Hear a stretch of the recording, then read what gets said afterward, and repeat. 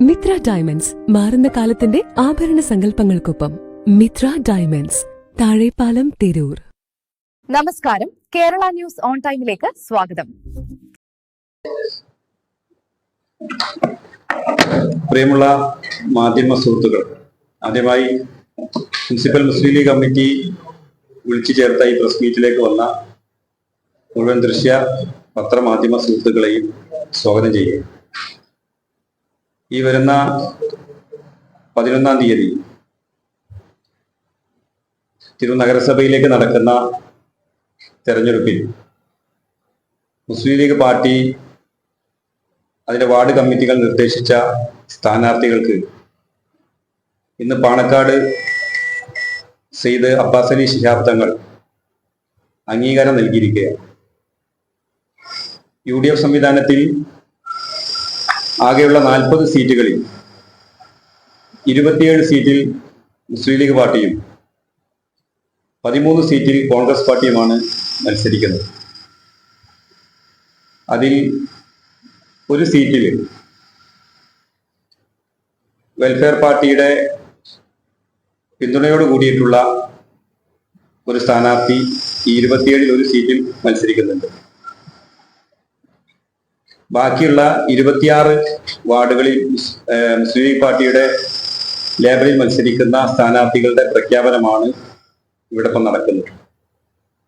മുസ്ലിം league പാർട്ടിയെ സംബന്ധിച്ചിടത്തോളം, UDFനെ സംബന്ധിച്ചിടത്തോളം വളരെ ആത്മവിശ്വാസത്തോടു കൂടിയാണ് ഞങ്ങൾ ഈ തെരഞ്ഞെടുപ്പിനെ നേരിടുന്നത്. കഴിഞ്ഞ 5 കൊല്ലക്കാലം ജനക്ഷേമകരമായ ഒട്ടനവധി പദ്ധതികൾ നടപ്പിലാക്കിക്കൊണ്ട് കൃത്യമായ വികസന പത്രിക ജനങ്ങൾക്ക് മുമ്പാകെ അവതരിപ്പിച്ചുകൊണ്ടുമാണ് ഞങ്ങൾ ഈ തെരഞ്ഞെടുപ്പിനെ നേരിടുന്നത്. അതുകൊണ്ട് തന്നെ അതോടൊപ്പം തന്നെ ഞങ്ങളുടെ ഈ സ്ഥാനാർത്ഥി പട്ടികയുടെ ഒരു പ്രത്യേകത എന്ന് പറയുന്നത് ആകെയുള്ള 26 സ്ഥാനാർത്ഥികളിൽ 23 പേരും 50 വയസ്സിൽ താഴെ പ്രായമുള്ള ആളുകളാണ്. സ്വാഭാവികമായും തിരൂരിന്റെ ഭരണ സാന്നിധ്യത്തിലേക്ക് ഒരു പുതിയ മുഖം, ഒരുപാട് പുതിയ മുഖങ്ങൾ കടന്നു വരുന്ന ഒരു തെരഞ്ഞെടുപ്പ് കൂടിയാണ്. മാത്രവുമല്ല, മുസ്ലിം ലീഗ് എന്ന് പറയുന്ന മതേതര പാർട്ടി പലപ്പോഴും പറയാറുണ്ട്, ഈ സംവരണ സീറ്റുകളിൽ മാത്രം മുസ്ലിം ലീഗിന് അനുവദിച്ച് കിട്ടുമ്പോൾ മാത്രം നമ്മുടെ ഹൈന്ദവ സഹോദരങ്ങളെ നിർത്തുന്ന ഒരു പാർട്ടി എന്നൊക്കെയാണ് പലപ്പോഴും പറയാറുള്ളത്. പക്ഷെ ഞങ്ങളുടെ പട്ടികയുടെ ഒരു പ്രത്യേകത എന്ന് പറയുന്നത് 4 ഹൈന്ദവ സഹോദരങ്ങൾ പാർട്ടിയുടെ ഈ തെരഞ്ഞെടുപ്പിൽ മത്സരിക്കുന്നുണ്ട്. നറുക്കെടുപ്പ് നടന്നപ്പോ, സംവരണ സീറ്റുമായി ബന്ധപ്പെട്ട് നടന്നപ്പോ പട്ടികജാതി വനിതയും പട്ടികജാതി പുരുഷനും മുസ്ലിം ലീഗ് പാർട്ടി മത്സരിക്കുന്ന സീറ്റുകളോടൊപ്പം മറ്റു 2 വാർഡുകളിൽ കൂടി പട്ടികജാതി വിഭാഗത്തിൽ പെടാത്ത ഞങ്ങളുടെ പാർട്ടിയുടെ ഹൈന്ദവ സഹോദരങ്ങളെ ഞങ്ങൾക്ക് മത്സരിപ്പിക്കാൻ സാധിക്കുന്നു എന്നുള്ളതും അഭിമാനത്തോടു കൂടി ഞങ്ങൾ പറയുക. മാത്രവുമല്ല, അതിൽ ഒരു ജനറൽ വാർഡിൽ ആണ് ഞങ്ങൾ വാർഡ് 7 ഒരു പുരുഷ വാർഡിലാണ് ഞങ്ങൾ അത്തരത്തിലുള്ള ഒരു സഹോദരിയെ ഞങ്ങൾ ഇപ്പോൾ മത്സരിപ്പിക്കുന്നത്. ആ നിലക്ക് മുസ്ലിം ലീഗ് പാർട്ടി എക്കാലത്തും ഉയർത്തിപ്പിടിച്ച മതേതര കാഴ്ചപ്പാടും മതേതര മൂല്യങ്ങളും ഉയർത്തിപ്പിടിച്ചുകൊണ്ടുള്ള ഒരു സ്ഥാനാർത്ഥി പട്ടികക്കാണ് ഇന്ന് പാണക്കാട് സെയ്ദ് അബ്ബാസ് അലി ശിഹാബ് തങ്ങൾ അംഗീകാരം നൽകിയിട്ടുള്ളത് എന്നുള്ളത് ഞങ്ങൾ ആമുഖമായി സൂചിപ്പിക്കുകയാണ്. അതോടൊപ്പം വാർഡ് 34-ൽ കോൺഗ്രസ് പാർട്ടിക്ക് അനുവദിക്കപ്പെട്ട സീറ്റാണെങ്കിൽ പോലും മുസ്ലിം ലീഗും കോൺഗ്രസ് പാർട്ടിയും അംഗീകരിച്ചു കൊണ്ടുള്ള ഒരു സ്ഥാനാർത്ഥി അവിടെ 34-ാം വാർഡിൽ മത്സരിക്കുന്ന വിവരം കൂടി നിങ്ങളെ അറിയിക്കുക. ഇനി ഏതായാലും സ്ഥാനാർത്ഥി പട്ടികയുടെ പ്രഖ്യാപനം ഇവിടെ നടത്തുകയാണ്. വാർഡ് 2 താഴെപ്പാലം TE അബൂബക്കർ എന്ന Babu. Ward 3 Naduvilangadi KV Rajula. Ward 4 Pookkayil TC Subair master. Ward 5 Peruvazhi Ambalam OP Fayisa Sameer. Ward 7 Thumarakkavu Prasanna Payyappantha. Ward 8 Paingottupadam Saibunneesa Nediyil. Ward 9 Chembra north KP Annath. Ward 10 Chembra C Bijitha. Ward 11 Kanjirakkund Enuddeen എന്ന Kunhippa. Ward 12 Mailadikkunnu Anwar Parayil. Ward 14 Kott east Hafsath Poonthala. Ward 15 Parannekkad Sreerag എന്ന Unni. Ward 17 Variyathara Keezhadathil Ibrahim Haji. Ward 18 Kallingal IP Shajira. Ward 19 Kott west NK Shaheed. Ward 20 Panambalam Ubaid Kallingal. Ward 21 Ezhur east Fasil Pottachola. Ward 23 Vadakkamuthur IP Seenath. Ward 24 Muthur TK Hafsath. Ward 25 Ezhur west KK Riyas. Ward 26 Ezhur south Faseela Ayyub. Ward 28 Thekkumuri east Waheeda Basheer. Ward 31 south Annara Afiya teacher. Ward 37 Thunchamparamb Koyakutty Parappurath. Ward 38 Thunchamparamb east Shiji Palliyeri. Ward 40 north അന്നാര V Ali Ashkar. ഇങ്ങനെ പാർട്ടിയുടെ 26 സീറ്റുകളിലെ സ്ഥാനാർത്ഥികളെയാണ് ഇവിടെ ഇപ്പോൾ പ്രഖ്യാപിച്ചിട്ടുള്ളത്. തീർച്ചയായും ഈ സീറ്റുകളിലൊക്കെ തന്നെ UDF-നെ സംബന്ധിച്ചിടത്തോളം വലിയ വിജയപ്രതീക്ഷ തന്നെയാണ് ഉള്ളത്.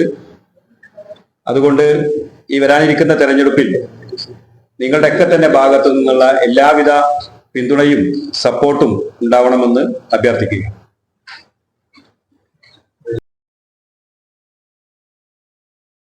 നിങ്ങളുടെ വാർഡിൽ ജനറൽ ജെൻസിന് മത്സരിക്കാൻ കഴിയില്ല എന്നുള്ളത് യാഥാർത്ഥ്യം. ചെയർമാൻ സ്ഥാനാർത്ഥി പാർട്ടി അതിന്റെ തീരുമാനം അതിന്റെ സമയത്ത് പിന്നെ തെരഞ്ഞെടുപ്പ് കഴിഞ്ഞ് തീരുമാനം.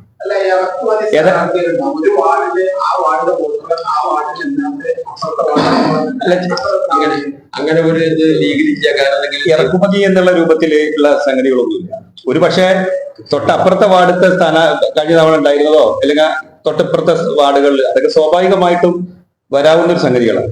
അതിനപ്പുറത്തേക്ക് ഇറക്കുമതി എന്ന് പറയുന്ന രൂപത്തിലുള്ള സ്ഥാനാർത്ഥികളും ഈ ലിസ്റ്റിലില്ല.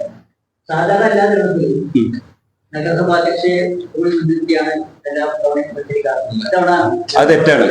ഇവിടെ കുഞ്ഞു ബീവി ചെയർപേഴ്സൺ ആയിരുന്നു. പിന്നെ നടന്ന 2005 തെരഞ്ഞെടുപ്പിൽ അവരെ മുൻനിർത്തിയല്ല തെരഞ്ഞെടുപ്പിനെ നേരിട്ടത്. പിന്നെ 2010 സഫിയ ടീച്ചർ ചെയർപേഴ്സൺ ആയിരുന്നു. 2015 സഫിയ ടീച്ചറെ മുൻനിർത്തിയല്ല പാർട്ടി തെരഞ്ഞെടുപ്പിനെ നേരിട്ടത്. അപ്പൊ സ്വാഭാവികമായിട്ടും അത്തരം വാദങ്ങൾക്ക് പ്രസക്തിയില്ല.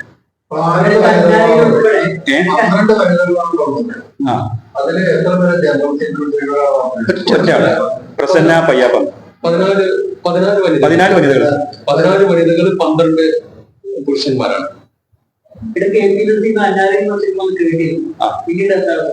അല്ല, നസീബന്റെ അത് പാർട്ടി തലത്തിൽ ഔദ്യോഗികമായ ഒരു തീരുമാനം എടുത്തിട്ടില്ല. സ്വാഭാവികമായിട്ടും വാർഡുകളിൽ യോഗങ്ങൾ കൂടുമ്പോൾ സ്വാഭാവികമായിട്ടും പല പേരുകളും ഉയർന്നു വരും. പക്ഷെ നമുക്കറിയാം, ഇന്നത്തെ കാലത്ത് സോഷ്യൽ മീഡിയ നമ്മളൊന്നും നിയന്ത്രണത്തിലല്ല. സ്വാഭാവികമായി ഏതൊരു കുക്കുത്തി അവരുടെ പേര് ആ വാർഡില് ഉയർന്നു വന്നു എന്ന് കേട്ടപ്പോഴേക്കും ആ രൂപത്തില് ഒരു പിന്നെ എന്താ പറയാ പോസ്റ്ററൊക്കെ ഇറക്കി കൈകാര്യം ചെയ്തതാണ്.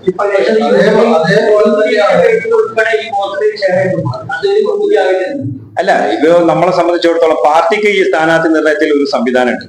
ആ സംവിധാനത്തിന്റെ അടിസ്ഥാനത്തിലാണ് ഈ എല്ലാ വാർഡുകളും സ്ഥാനാർത്ഥി നിർണയം നടന്നിട്ടുള്ളത്. ഇല്ല,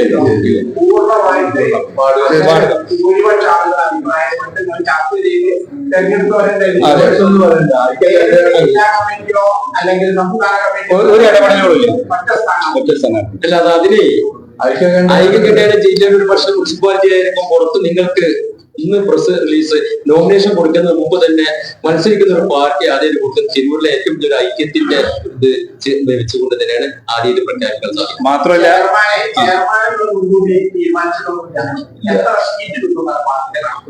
ഞങ്ങൾ മുഴുവൻ സീറ്റും ജയിക്കും എന്നതാണ് പറഞ്ഞത്. അതല്ല, ഞാൻ മുസ്ലിം ലീഗിന്റെ ജയിക്കാനാണ് ഞങ്ങൾ ശ്രമം നടത്തുന്നത്.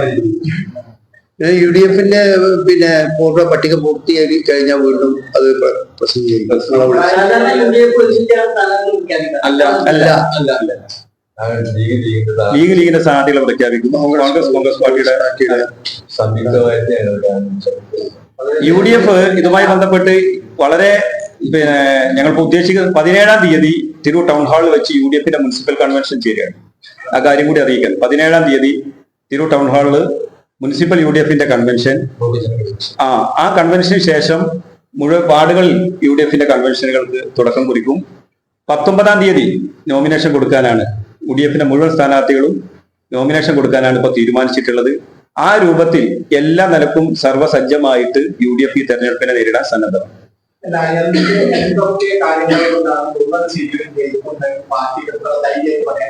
ഈ ഒന്നാമത്തെ കാര്യം, ഇവിടെ ഒരു ഭരണവിരുദ്ധ വികാരം ഇല്ല എന്നുള്ളത് തന്നെയാണ് യാഥാർത്ഥ്യം.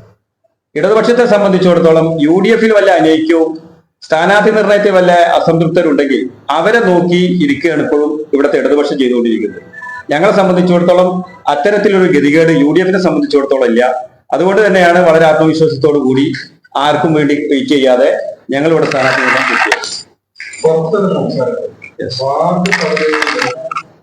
ആദ്യം ഒരു സ്ഥാനാർത്ഥിയെ കണ്ടെത്തി, പക്ഷെ അയാൾ ആദ്യം കണ്ടെത്തിയ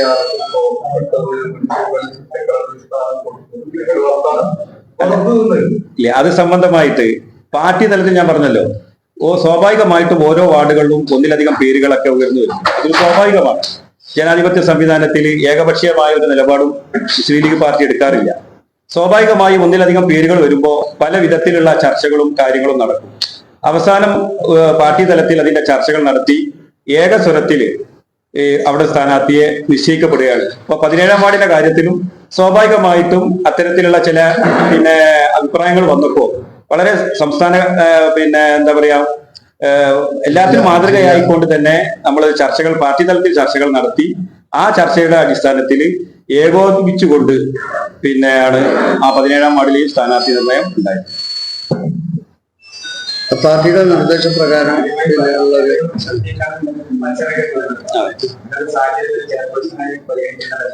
അല്ല അങ്ങനെ ഒരു അല്ല ഞങ്ങള് ഇതിന് മുൻകാലങ്ങളിലും ഭരണ നേട്ടങ്ങള്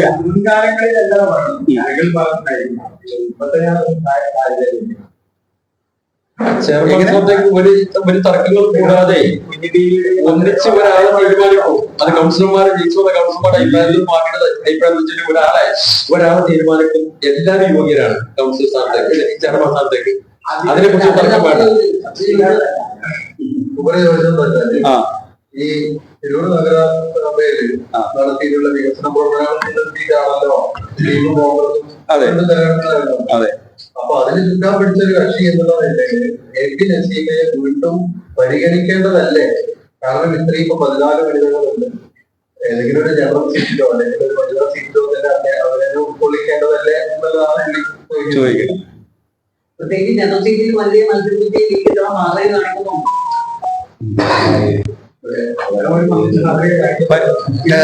അതെ അതെ നമ്മളിപ്പോ ഈ മത്സരത്തില് ഞങ്ങളെ ഏതെങ്കിലും ഒരു അല്ല ഈ വിഷയത്തില് ഇത് ഒരു കൂട്ടായ പ്രവർത്തനത്തിന്റെ ഭാഗമാണ് ഈ ഭരണ നേട്ടം എന്ന് പറയുന്നത്.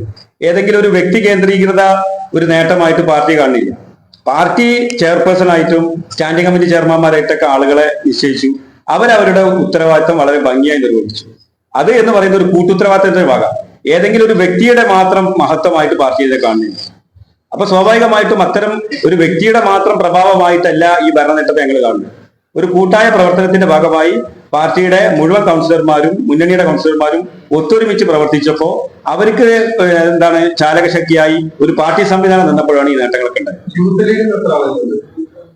തന്നെയാണ്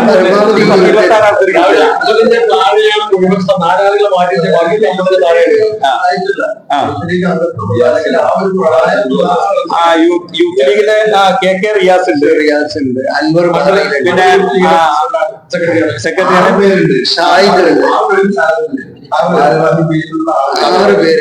പേരുണ്ട്.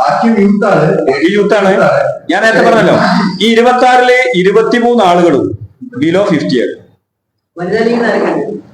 ഇതൊക്കെ വനിതാ ലീഗ് തന്നെയാണ് ഏറെക്കുറെ. പ്രസന്ന പയ്യാമ്പന്ത, IPC ഷിജി പള്ളിയേരി. ഞങ്ങളെ ഈ ഷിജി പള്ളിയേരി എസ് സി നോമിനല്ല, ഇവിടെ എസ് സി സ്ഥാനാർത്ഥി ബിജിതയാണ്. ബിജിത വനിതാ ലീഗിന്റെ നേതാവാണ്. IPC വനിതാ ലീഗിന്റെ നേതാവാണ്. പ്രസന്ന പയ്യാപ്പന്ത വനിതാ ലീഗിന്റെ നേതാവാണ്.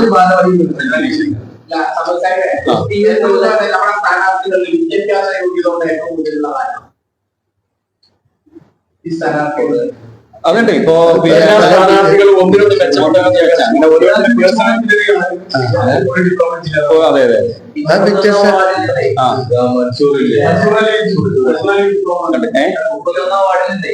സോഷ്യൽ മീഡിയയിൽ നസീമ മത്സരിക്കും എന്നുള്ള ചില പോസ്റ്റുകൾ പ്രത്യക്ഷപ്പെട്ടപ്പോഴേക്ക് നസീമ തന്നെ അറിയിച്ചു പറഞ്ഞു ഞാൻ ഇത്തവണ മത്സരിക്കുന്നില്ല. അല്ല, നസീമാക്ക് അങ്ങനെ ഒരു ഔദ്യോഗികമായിട്ടുള്ള അറിയിപ്പ് പാർട്ടി തലത്തിൽ നിന്ന് വന്നിട്ടില്ല. അപ്പൊ സ്വാഭാവികമായിട്ട് ഇത് ഈ സോഷ്യൽ മീഡിയയിൽ ഇതിങ്ങനെ ചെയ്യുമ്പോ സ്വാഭാവികമായിട്ട് അവർ ചോദിക്കുമ്പോ അവര് വ്യക്തിപരമായിട്ട് തന്നെ പ്രയാസം ചിലപ്പോൾ പറഞ്ഞിട്ടുണ്ടാവും. നമ്മുടെ നഗരസഭയുടെ ആസൂത്രണ സമിതി ഉപാധ്യക്ഷൻ കഴിഞ്ഞ ദിവസം ഫേസ്ബുക്കിൽ ഒരു പോസ്റ്റ് സങ്കടകരമായ രീതിയിലാണ് ഫേസ്ബുക്ക് നമുക്ക് വിജയിച്ചു. അത് എന്തുകൊണ്ടാണ് അങ്ങനെ ഒരു പോസ്റ്റ് വരാൻ കാരണം പാർട്ടി ഉദ്ദേശിക്കുന്നത്? അത് പാർട്ടിയുടെ ചില ചട്ടക്കൂടുകളുണ്ട്. അതായത് 3 തവണ മത്സരിച്ച ആളുകൾ മത്സരിക്കാൻ പാടില്ല എന്നും, അത് ഈ വർഷം 3 വർഷം മത്സരിച്ച് മാറി നിന്ന ഒരാളെ ആ വാർഡിൽ അദ്ദേഹം മത്സരിക്കുമെന്ന് ഉറപ്പായാൽ ഐക്യകണ്ഠേനെ തെരഞ്ഞെടുത്ത് വന്നാൽ മാത്രമേ പരിഗണിക്കാൻ പറ്റൂ. അയാളെ മാത്രം ആ വാർഡ് പരിഗണിക്കാം. മറ്റൊരു പേരവിടെ വന്നു. അപ്പൊ അതിന്റെ പേരിൽ അത് ചർച്ചയ്ക്ക് വെക്കുമ്പോൾ ആൾക്ക് ചാനലിൽ മുഴുവൻ സ്റ്റേറ്റ് കമ്മിറ്റി സർക്കിൾ 4 തവണ മത്സരിച്ച ആൾക്ക് ഒരിക്കലും അവര് അപേക്ഷ അംഗീകരിക്കാൻ തന്നെ പാടില്ല. ഒക്കെ സർക്കിൾ